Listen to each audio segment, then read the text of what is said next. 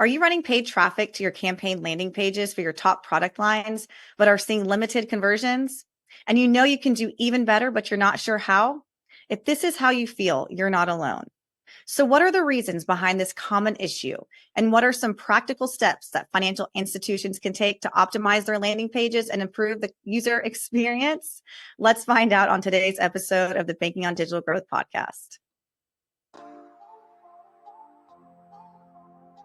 You're listening to the Banking on Digital Growth podcast.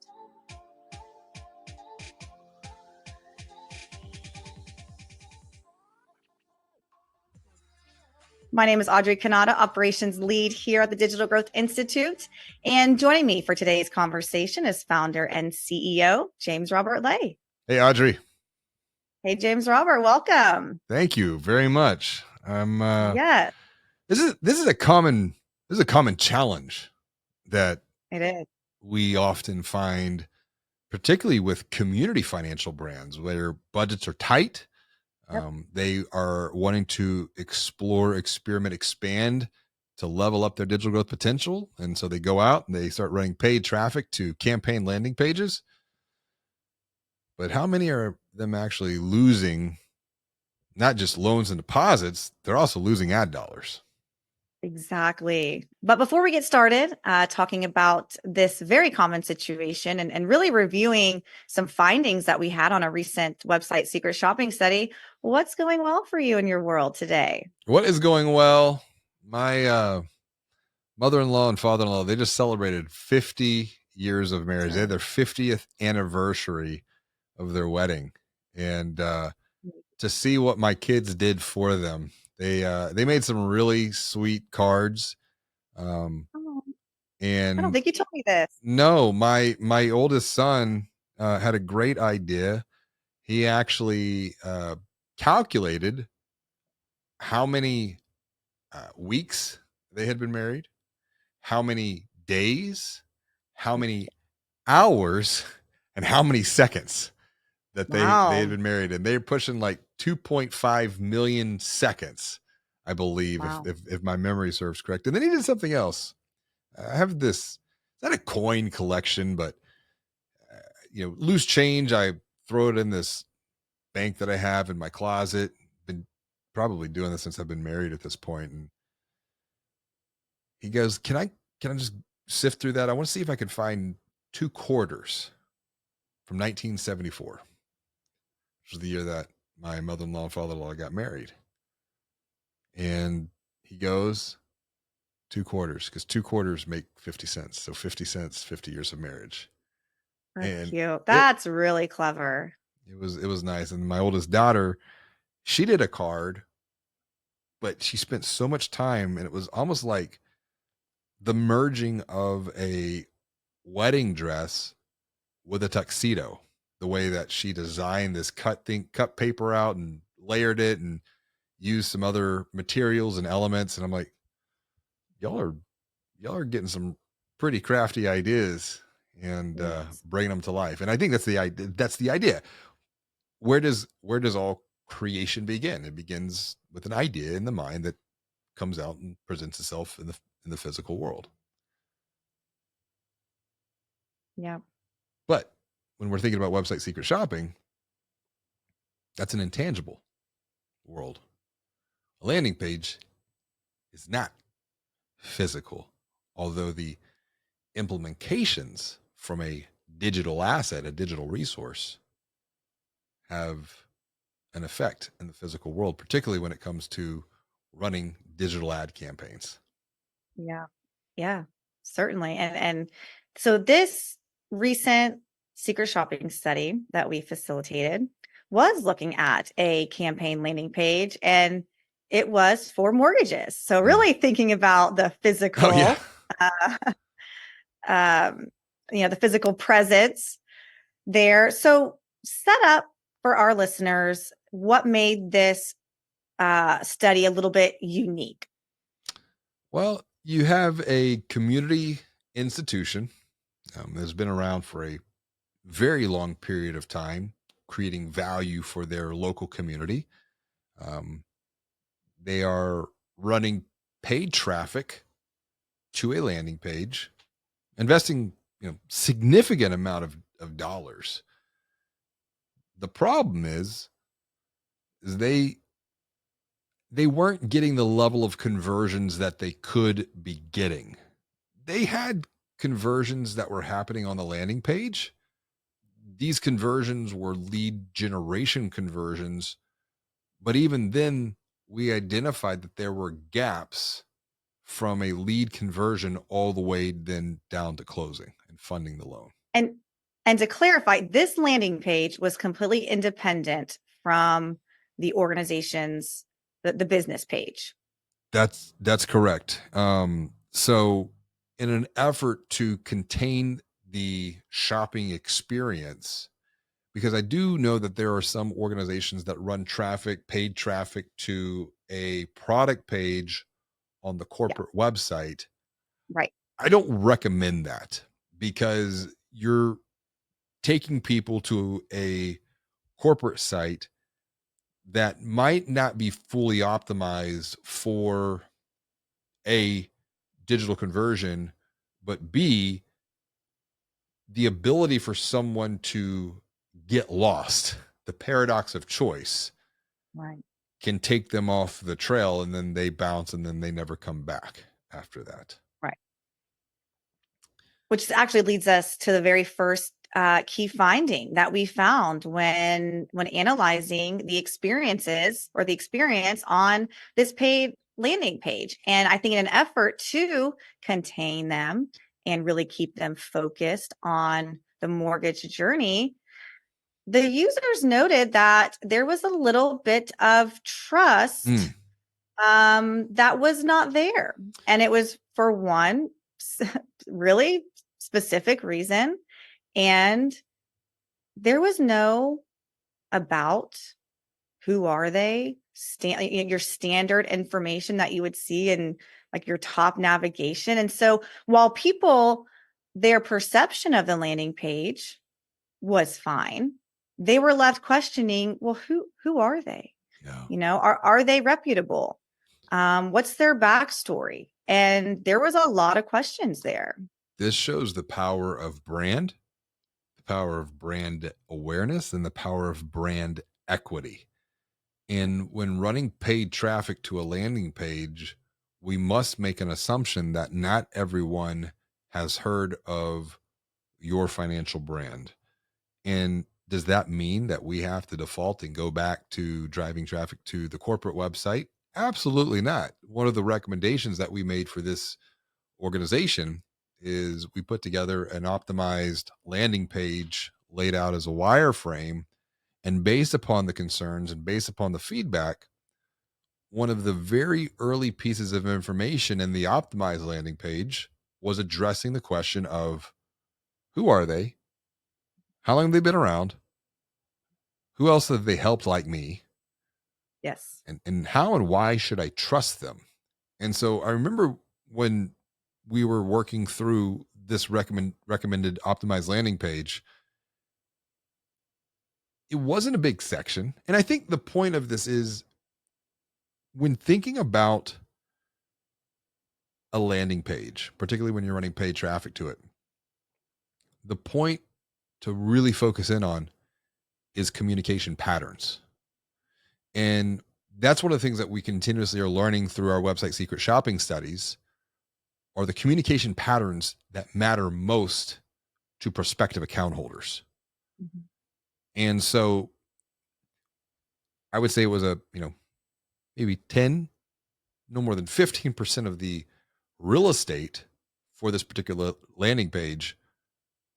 The point is it addressed who they were, how long have they been around, who have they helped, like the prospective account holders that they were looking to attract, and why should I trust them? Yeah. And we found that really did have an impact on their level of trust moving forward. Like, would they move forward with this institution when considering a home loan? And that was noted in there many times. It was interesting. It was Yeah. interesting that people in certain cases, I guess by chance and happenstance, found their way to the corporate site Yeah, we're going to get there. We're going to get there. Okay. I don't want to jump We're going to ahead. get Okay. there. You lead the way. Yes. I promise we will circle back to that because that was a really interesting find that we had, and also a celebration too. A lot of these situations, while we do uncover optimizations, there are places to celebrate as well. Moving along the idea of building trust and being transparent, the second big finding that we found was there were no rates posted, and this is very common. We see this a lot.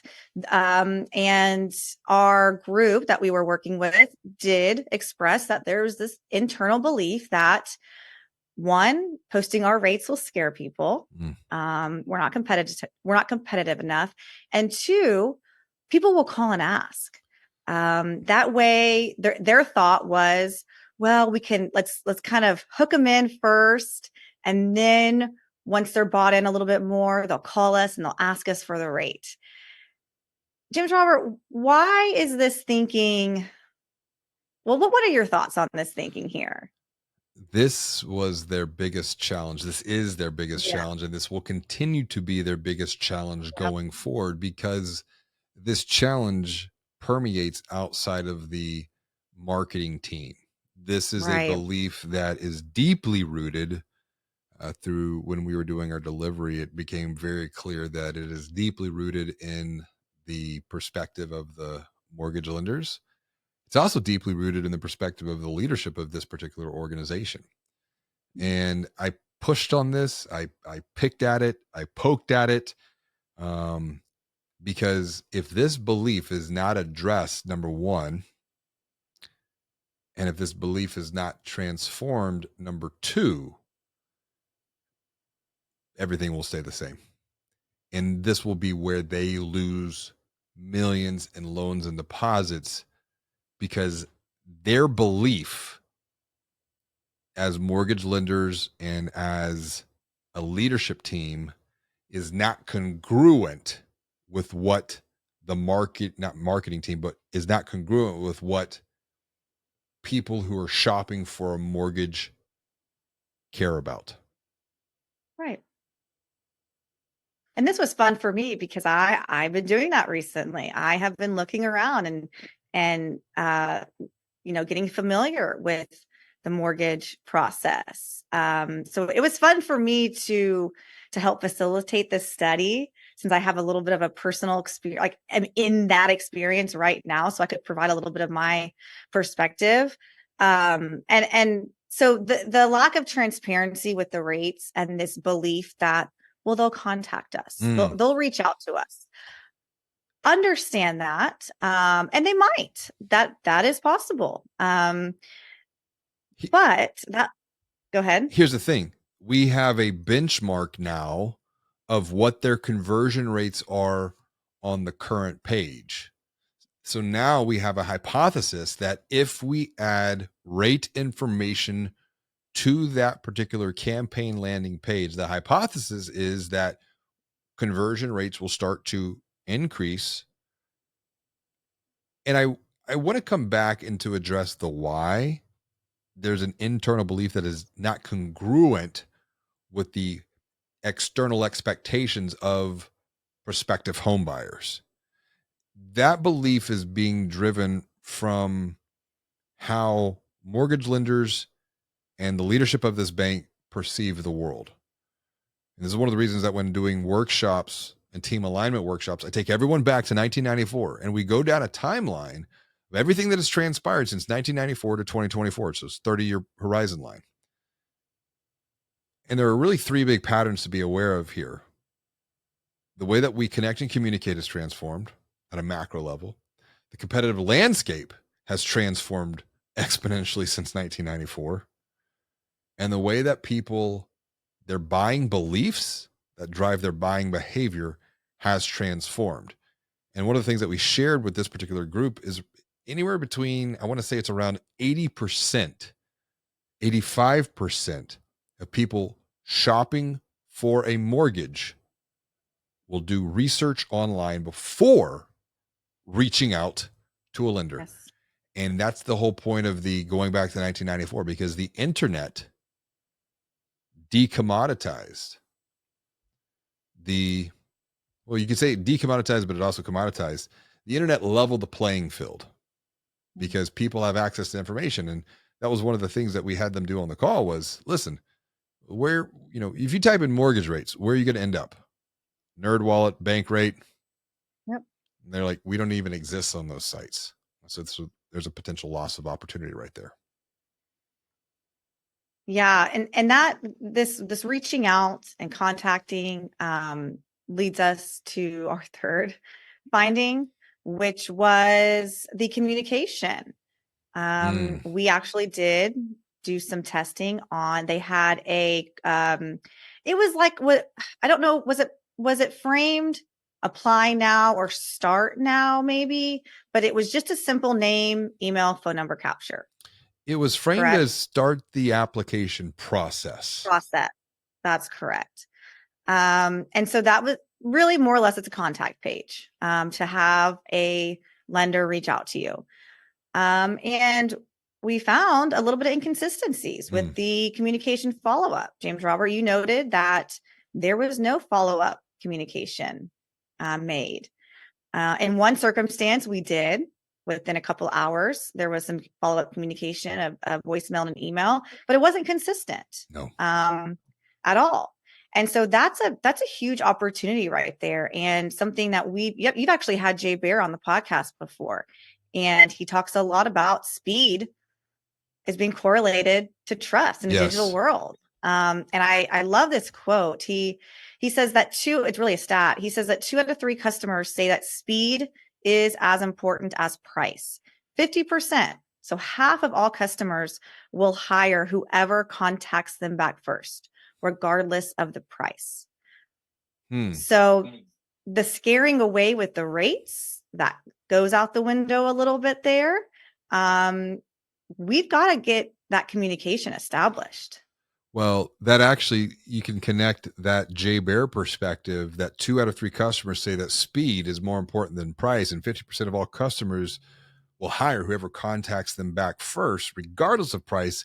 Compare that to some perspective that was shared by Capgemini that found in the lens or through the lens of financial services that trust is more important than price alone.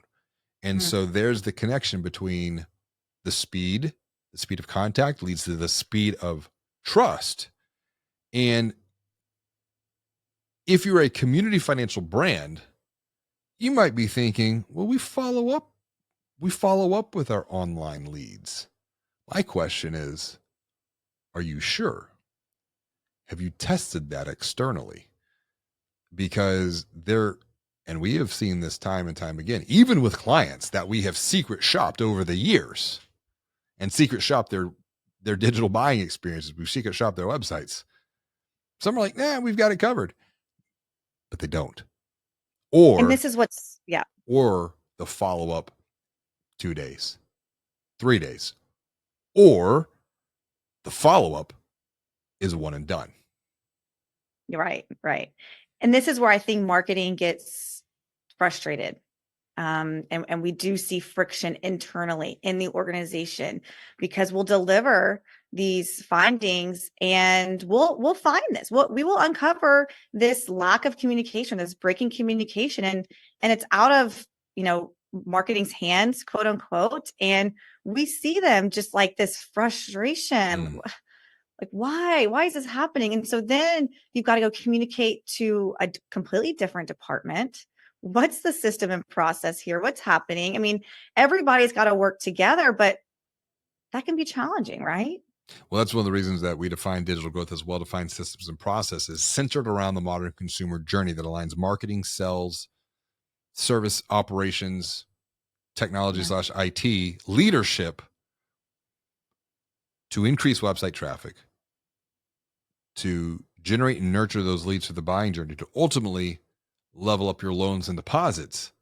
Because there's benchmarks that we did with this, and the benchmark is coming from another online lender that they're responding within about a 4-hour window of time.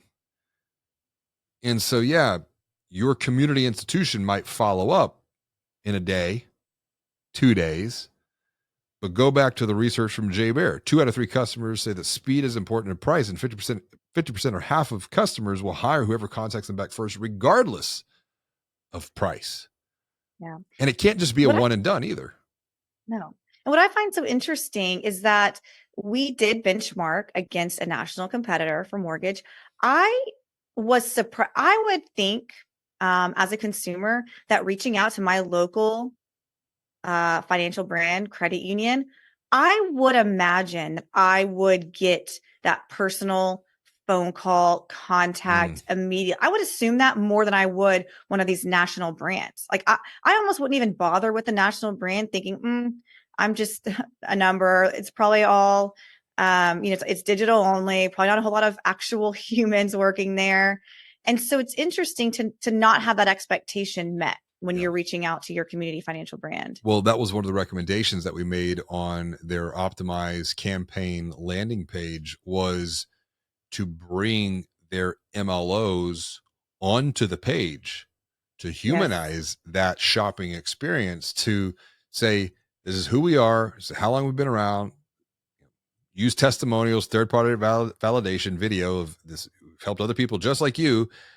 But then further down on the page, because once again, it's the pattern of communication, and we're matching the pattern not upon a best guess, but literally based upon what people are sharing with us through 1,200 plus website secret shopping studies of what is most important to them. So you lead with those important elements, and then you continue to support that narrative further down the page. And further down the page was, now we're going to introduce the MLOs, humanize that experience, because it is now coming back to the local experience. Right. And we've got when people. When you're dealing with something so complex and so personal as a mortgage, I want to talk to that person. I have, likely, and for me, my head is spinning. There is so much out there, so much learning, so many questions that I have around this topic that I don't know that just reaching out via, email or filling out a form on one of these, national brand sites or chatting is going to work for me. I need to have a one-on-one discussion with somebody back and forth that I feel comfortable with. Yes. That I trust to answer all my questions. Walk me through this. And that's where some of the recommendations also came into play. We recommended that, on form conversion or even pre-conversion, set the expectation of time. What's that follow-up time going to look like? Is it 4 hours? Is it 8 hours? Is it within the day, next day? Right.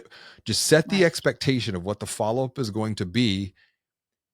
And then, you know what? You could literally have follow-up within 5 minutes.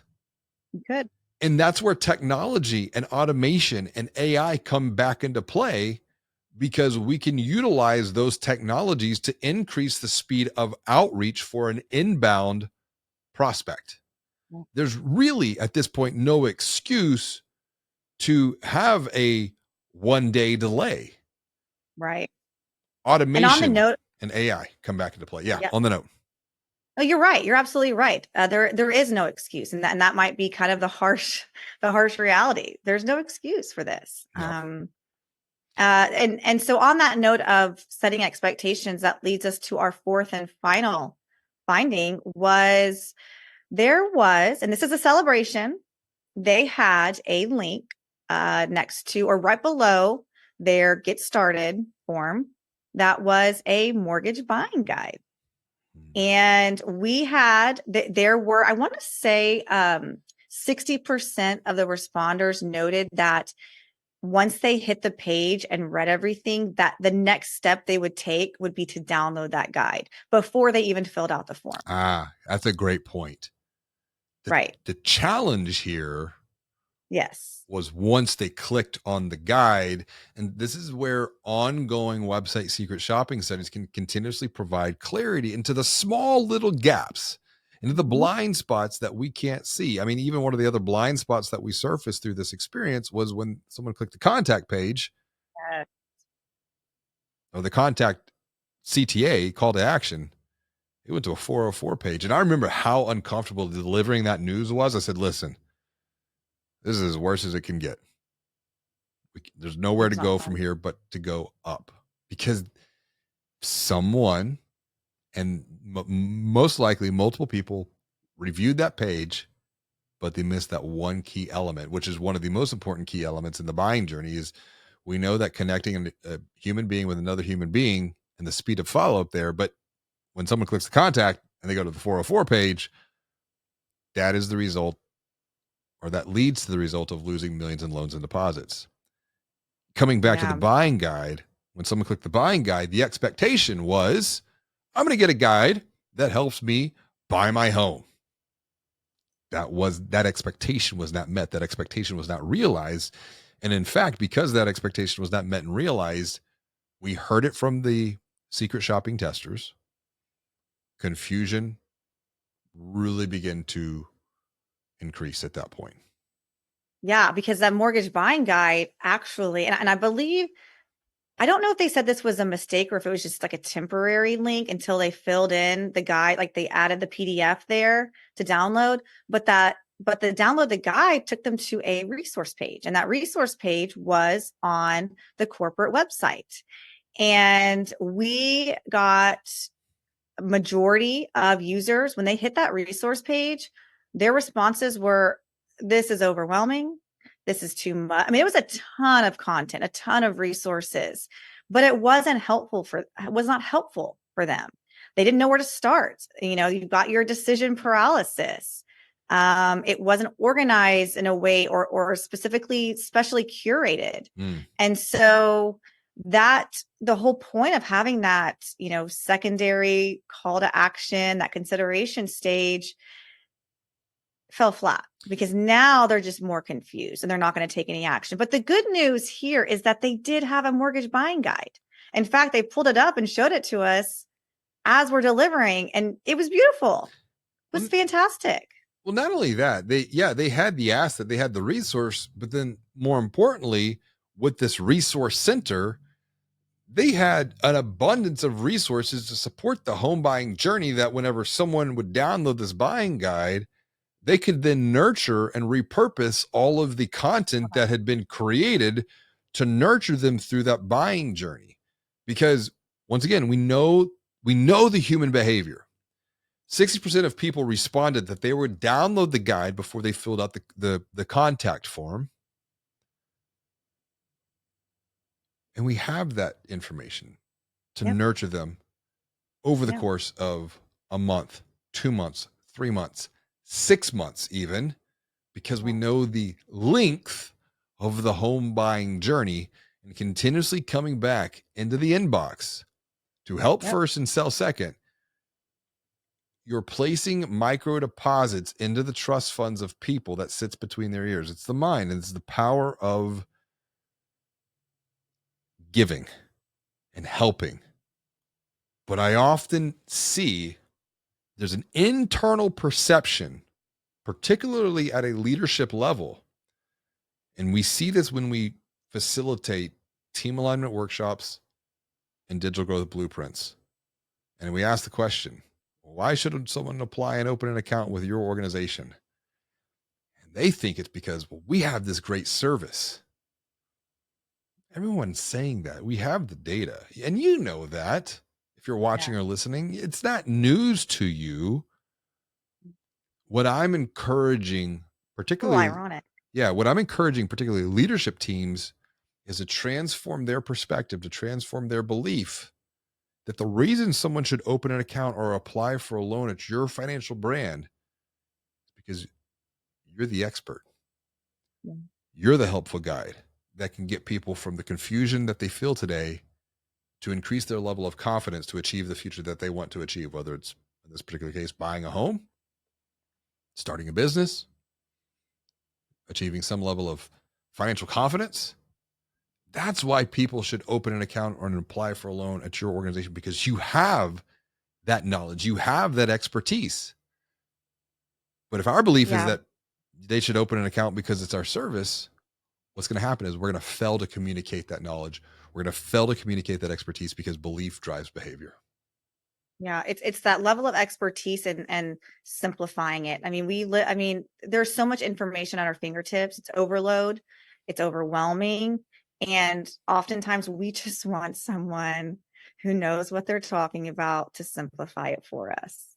You've been there, you've done that, you've guided thousands of people along a home buying journey to help them buy the home that they love.